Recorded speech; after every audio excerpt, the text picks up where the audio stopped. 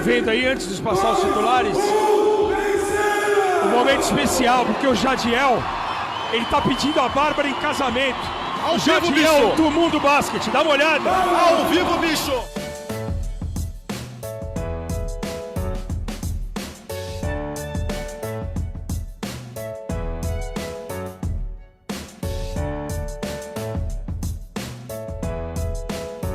Guga está emocionado. Como não se emocionar, né, Guga?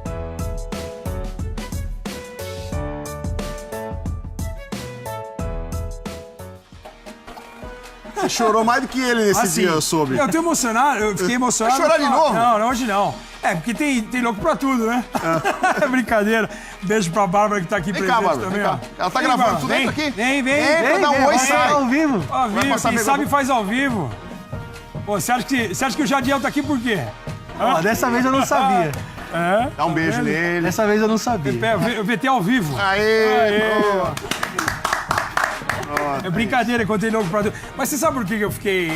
Porque no dia anterior, naquele jogo da imprensa, o Jadiel me chama no canto, num dos intervalos do jogo, ele vira pra mim, Buga, vou fazer um negócio amanhã, e eles iam me dar carona pra ir embora pra casa.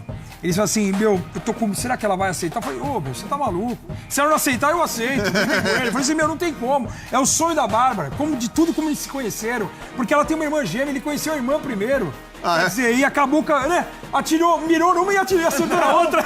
Brincadeira. Mas entendeu? Então foi muito legal. Eu falei assim, pô, Jadiel, que isso? E foi legal do Jadiel ter contado pra mim. Pô, será que... Eu falei, pô, que Deus abençoe esse casamento, que sejam muito felizes. E foi muito legal. Porque hoje a gente casar é realmente uma declaração de amor, é uma perfeição, um relacionamento. E o cara fazer isso diante de 10 mil pessoas no Ibirapuera. Correndo de tomar um toco. E ela com medo, né? Eu tô errando e eu preciso ganhar dele. E errou, e quando virou, ganhou o Jadiel o casamento. Boa, legal demais. legal. Boa sorte pra vocês. Obrigado. Agora que eu já te fiz passar vergonha, pode voltar pra lá, tá? Obrigado. Boa. Jadiel, seja bem-vindo. Obrigado. Né? Que Prazer. final de semana das estrelas. Meteu bola. Sensacional. Ainda fiz a bola, E ainda de 3, né? De 3. Uma assistência do Marquinhos, que é o Do editor-chefe aqui do Marquinhos, ESPN, Tá vendo? né? Que acha que joga bola. Mas legal, muito legal. Bom, antes da gente seguir, o Jadiel é do Mundo Basquete, está aqui com a gente. Eu só queria um minutinho pro Jorginho contar uma história que ele estava contando fora do ar. Aqui, quando a gente rodou o VT do John Stockton, você estava contando uma passagem peculiar que aconteceu com você, né? O filho do John Stockton, ele tava jogando no Reno Bighorns. O David. Isso. E a gente tava aquecendo, só os armadores na quadra, eu tava arremessando e minha bola foi pra trás. E alguém pegou e jogou a bola pra mim de volta. E eu, nesse flash de não olhar quem... Só agradeci, thank you. E peguei a bola e parei 10 segundos aí. Alguém especial me passou a bola. Aí eu fiquei me coçando, eu falei, eu vou olhar. Será que era ele? Aí eu olhei. Aí eu não acreditei. Aí ele tava com a netinha no colo. Aí eu... Caramba, John Stockton acabou de me passar a bola. O cara que mais passou bola na história da NBA não ia passar a bola pra você? E apesar de meu pai ter assistido ele, não eu, é um cara que todo mundo deve admirar. Ele lidera... Campeão olímpico. Ele lidera a NBA em assistências e roubadas de bola, então ele é um ícone. E faltava muito pouco tempo pra começar, pra eu ter que ir pro vestiário, na verdade. Você deu aquela bugada, deu aquela travada. E eu parei de arremessar aquela hora e fiquei 2 minutos, nossa, agora eu vou pra casa feliz hoje. Boa. Muito legal, muito legal. E a gente viu, né, várias vezes o John Stockton, porque depois o David Stockton subiu pro time principal do Utah Jazz, a gente viu o John Stockton lá, inclusive no meio da galera, quebrando a cor do uniforme, né, porque você acha que ele ia meter o uniforme de todo mundo, né? Aliás, as cores do Utah Jazz nos playoffs, né, aquele uniforme degradê, aquela quadra pintada de cinza, um negócio meio psicodélico assim, mas ficou muito legal. Bom, Jadiel, seja bem-vindo. E você deve estar salivando tanto quanto nós aí pelas finais de conferência, né? Sim, tô bem ansioso. Eu acho que vão ser jogos bem legais. Acabaram passando os times que eram mais esperados, né? Principalmente no Oeste, que já era meio... A gente sabia que seriam séries difíceis, mas que não sairia muito de Houston e Golden State. Bom, as finais do Leste você acompanha nos canais ESPN a partir do próximo domingo. E falando em Leste, depois de estabelecer o recorde de vitórias dos Raptors em uma temporada regular, mas fracassar nos playoffs mais uma vez, o Dwayne Casey foi demitido. 59 vitórias na temporada regular, Melhor campanha da Conferência Leste. É apenas o 7º técnico da história da NBA que, depois de fazer a melhor campanha de uma conferência, não volta para o time na temporada seguinte. Foi justo, Ricardo Bugarelli? Alguma coisa tinha que ser feita, né, Ever? Eu acho que o time bateu na trave em vários anos seguidos, tem uma resposta, apesar dele ter declarado agora que ele não tem culpa nenhuma, o LeBron James acabou de falar isso, né, que ele não se sente responsável, não existe apenas o exército de um homem só. Foi o time do Cleveland Cavaliers que derrotou o Toronto Raptors em 3 anos seguidos, não foi o LeBron James. Ele não se sente responsável, mas o LeBron tem uma parcela de culpa gigantesca, sem dúvida nenhuma. E começa a acontecer em Toronto, na minha opinião, algo que acontece em Portland também, mas em Portland com proporções menores, que o Portland sequer chegou à final de conferência, por exemplo. Os dois treinadores chegaram com muita experiência, sendo assistentes técnicos do Rick Carlisle em Dallas, e eles começaram a fazer um trabalho gradativamente, ano a ano, subindo cada vez mais. O Portland voltou para playoff depois de não sei quantos anos, mais de uma década, com aquela sua bola narrada espetacular do Damian Lillard. O Dwayne Casey fazendo um trabalho espetacular também à frente do Toronto, mas chega uma hora que precisa ter resultado. E aí acaba se tornando sempre o lado mais fraco, parece até o futebol brasileiro. Quantas vezes o David Fisdale fez uma temporada espetacular em Memphis e depois ele, no começo da temporada, foi mandado embora. O LeBron e o Dwayne Wade vieram para as mídias sociais falando que era um absurdo. E tem muita gente direcionando já o New York Knicks, que é o dono do David Fisdale agora, o técnico vai ser o técnico do time nova-iorquino. New York já está aproximando da relação com o Rick Paul, que é o agente do LeBron. Porque tem dedo do Fisdale tentando levar o LeBron para Big Apple.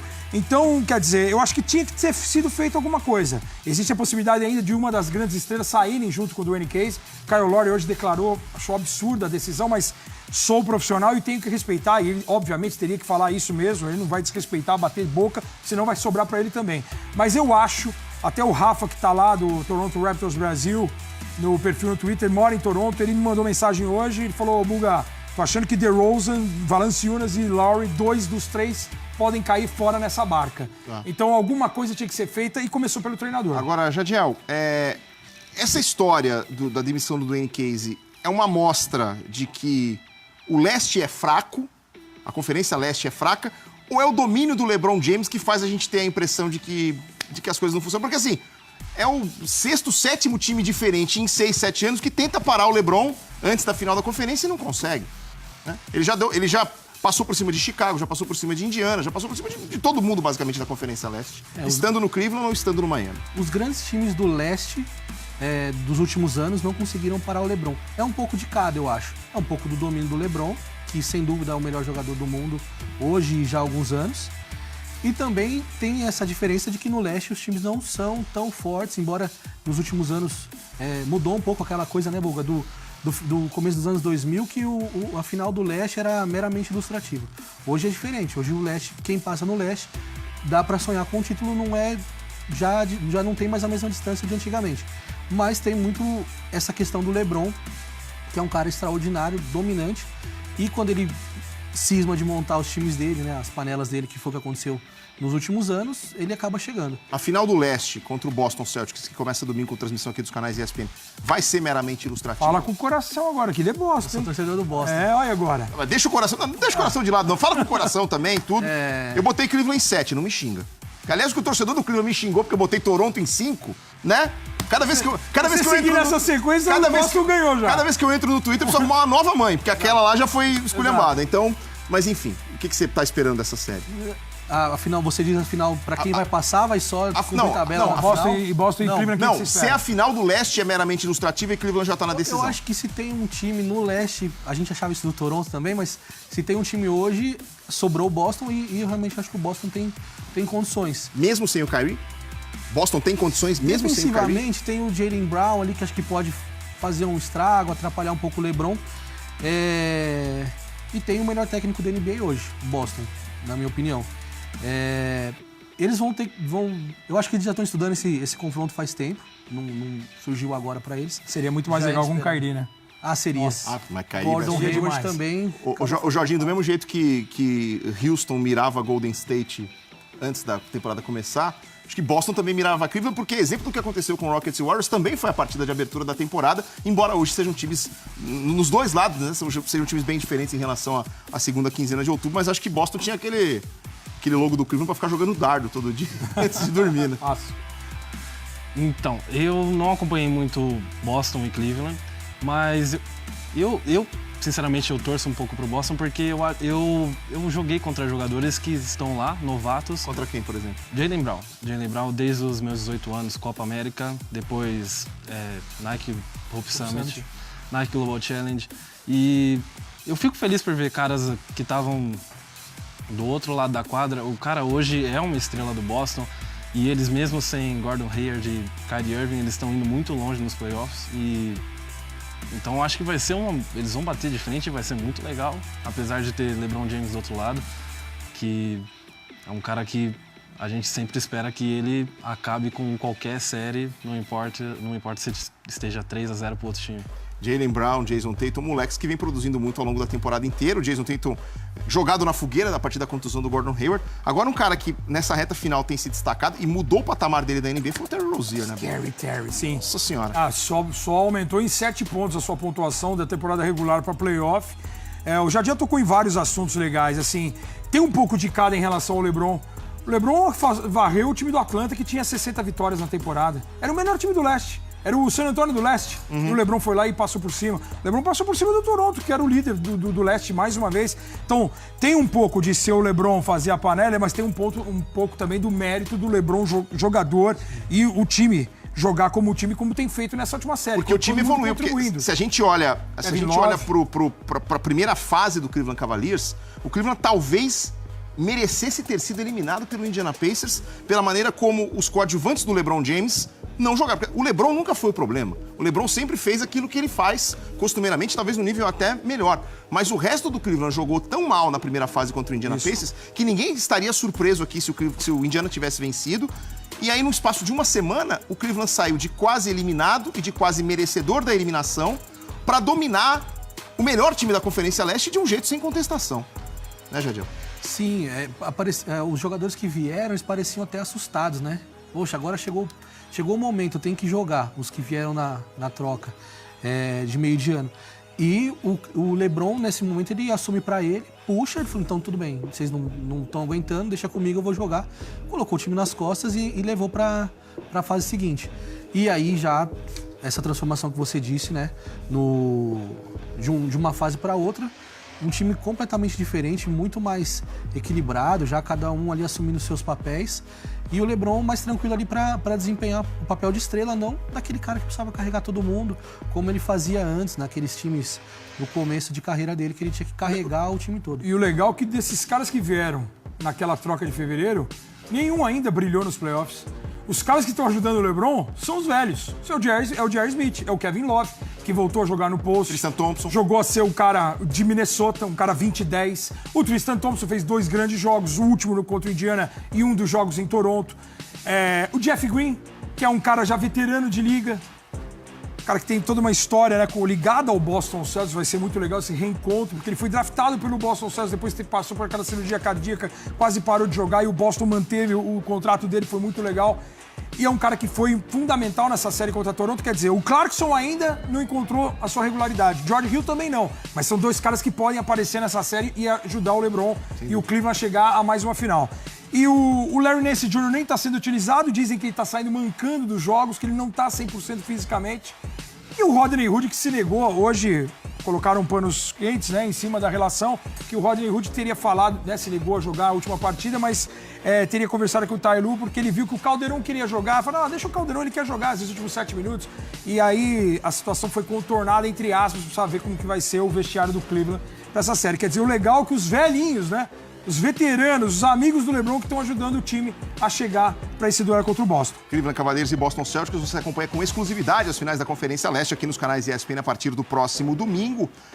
Boston que vem de eliminar o Philadelphia 76ers, um time muito jovem, mas que chegou longe na pós-temporada. A gente vai falar sobre esses jogadores jovens e sobre o futuro do Philadelphia 76ers também no último bloco do programa, que também terá, depois do intervalo, notícias da NHL. Antes eu lembro a você o seguinte, a gente vai já para mais um intervalo, Você aproveita, amigo fã de esportes, entra agora no Spotify e procura pelo perfil ESPN Brasil. Lá tem a playlist O Som das Quadras com as melhores músicas para os amantes da NBA.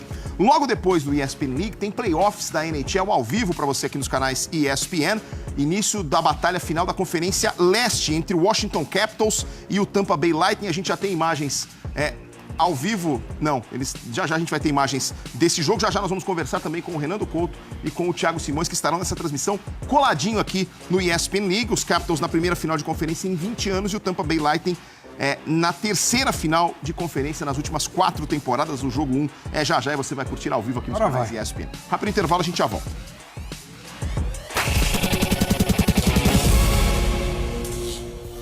Estamos de volta para a reta final do ESPN League. Saiu o Jadiel, que a noiva falou, vem pra cá, sai daqui. Pronto. Mas tem mais mundo basquete com o Felipe Melini, igual o Bellini, mas com M de Maria. Tudo bem? Seja bem-vindo. Tudo bem. A gente perguntou aqui fora do ar, pra que time da NBA você torce ou não pra nenhum time? Aí soprar lá, ele torce pro Ricky Rubio. É por isso que tem esse cabelo, né? Por isso tem esse cabelo parecido, né? Por que torce pelo Ricky Rubio? Não, é brincadeira. Brincadeira, né? Então tá bom. Bom, seja bem-vindo. Obrigado pela presença. E a gente vai falar agora dos Sixers, que caíram pro Boston Celtics, mas isso quer dizer necessariamente que o processo deu errado, Felipe? Eu acho que não. Eu acho que o processo está se encaminhando, né? Eu acho que de um tempo para cá o time evoluiu bastante, principalmente nessa temporada. E agora eu acho que é o momento de dar um passo seguinte. Eu acho que esse caminho do segmento do processo parte por dois caminhos, principalmente. Que o primeiro é como que eles vão trabalhar nessa off-season, né, na pós-temporada, questão de renovação de jogadores, renovação de contratos, quem eles vão atrás. O Brett Brown já falou que eles têm interesse em trazer mais uma estrela, né, para compor ali junto com o Embiid e com o Ben Simmons. E eu acho que o outro caminho também que o Sixers deve seguir para continuar esse processo é continuar apostando nesses jovens, né? Continuar dando mais tempo de jogo para eles, entrosar mais o time. Eu acho que parte por esses dois caminhos. Até falando no Philadelphia, acabou de sair a notícia, o Lloyd Pierce, que é um dos assistentes técnicos do Brett Brown, é responsável por essa também dinâmica de buscar jovens jogadores via draft. Ele acaba de assinar, sai de ser assistente do Philadelphia, acaba de assinar um contrato de 3 anos com quarto opcional para ser o técnico principal do Atlanta Hawks, que perdeu o Mike Budenholzer, que já está sendo sondado pelo Toronto Raptors. Pode ser a chegada de um grande astro, né? Muita gente está falando no Kawhi Leonard em Filadélfia, no próprio LeBron James. Sim. Né, ventilada essa informação há muito tempo, né? Tem uma construção de teto salarial, de espaço, para poder ter uma grana para oferecer um contrato máximo para o LeBron James, que é a maneira como o Philadelphia tem para tentar atrair. Só do J.J. Redick tem 23 milhões, né, expirantes aí. Sim. Né? O J.J. Redick tem um contrato de uma temporada só, acabou agora 23 milhões de dólares, só aí já dá para salvar uma bela fatia. E o Philadelphia também tinha espaço no cap já. Precisa ver como vai ser essa formação, mas eu acho que a chegada pro processo, né, era a brincadeira que os outdoors faziam, complete the process. Para completar o processo, eu acho que precisa de um cara, né, com um pouco mais de experiência e que põe um pouco mais de medo para a liga. Nesse momento, o Kawhi seria demais, até para ajustar defensivamente, que é um time que teve muitas dificuldades para segurar o Boston Celtics e é um time que comete muitos erros ainda. Tem que ter um cara experiente e ou o LeBron James seria fundamental. O LeBron é aquela história. O time para quem ele for, o time vai subir de patamar automaticamente. Para um time que já está evoluindo ano a ano, seria demais. Lembrando que o Philadelphia pode ter até 6 escolhas no draft de 2018. E aí também reforçar o seu time. Você chegou a ter algum contato, jogou com alguém, contra alguém de Filadélfia aí nessa sua caminhada, Jorginho? Em 2015, primeiro eu tive uma entrevista com o time de Filadélfia e eles mostraram interesse em mim naquela época. Então eu fui para um workout com eles. E foi até nessa época que eu vou puxar outra coisa, que eu tive um problema que me deixou querendo voltar pro Brasil. O que aconteceu?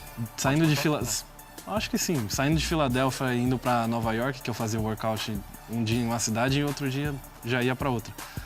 Eu me perdi no trem. No trem de Nova York, e lá é muito grande. Eu passei uma estação de onde eu deveria descer. Já era. E eu entrei em pânico. Eu não tinha celular que funcionava lá nos Estados Unidos e eu fiquei andando pelas ruas de Nova York tentando achar um Wi-Fi para poder conversar com alguém. Essa é a lembrança que eu tenho entre Filadélfia e Nova York. É porque Filadélfia tinha 2 escolhas em segunda rodada no ano passado, como o Houston. E a informação que a gente tinha, até na transmissão do draft, a gente falava, porque eram 2 escolhas para cada equipe e as 2 equipes estavam fazendo uma opção para trazer um estrangeiro. Tanto que o Philadelphia acaba trazendo o Bolden, que é um cara que jogava, filho de americano, que jogava no basquetebol australiano e está jogando a Euroliga. Jogou na Euroliga pelo Maccabi Tel Aviv. Então existia essa possibilidade porque o Philadelphia queria gastar uma das 2 escolhas com um estrangeiro. Por isso que o Jorginho foi para lá para fazer o workout. Existia essa possibilidade, como também existia a possibilidade do Houston. Só que o Houston, o Isaiah Hartenstein, o alemão, que caiu muito no draft, acabou aparecendo de surpresa na segunda rodada e foi escolhido no lugar do Jorginho. Agora, Felipe, a gente tem a impressão, olhando para o futuro próximo de Filadélfia, coisa para ano que vem, para daqui 2 anos, é que o time vai ser um contender, né? Vai ser um participante que começa a temporada da NBA para brigar pelo título. Com certeza. Eu acho que passa também muito pela saúde do Joel Embiid, né? Ele continuar se mantendo saudável, como ele jogou essa temporada, continuar evoluindo, trazer mais um jogador ali para compor um trio junto com o Ben Simmons e o Joel Embiid. Eu acho que o time com certeza vai subir de patamar e briga para ser um contender no leste, com certeza. E o Simmons trabalhar chute, né? Porque se não trabalhar chute também não adianta. Não dá, né? Não dá. Gostei do Saric no último jogo, né? No jogo 5. O Saric chamou a responsabilidade, apesar do Al Horford ter levado vantagem nele nos instantes finais em 2, 3 jogadas, 2 no ataque e 1 na defesa, em que ele bate a carteira do croata, mas mostrou muita personalidade. É um cara que tem QI de basquete, experiência da Euroliga, agrega demais. O Saric já é um 3º nome nesse super Philadelphia aí que vai vir para os próximos anos. Mas a chegada de um cara de impacto, eu acho que Philadelphia não tem um cara de impacto desde o Allen Iverson, né? Quando o time foi vice-campeão da NBA. O time deu um grande salto nessa temporada em relação aos 2 anos anteriores e vamos ver como é que Philadelphia se porta no próximo campeonato.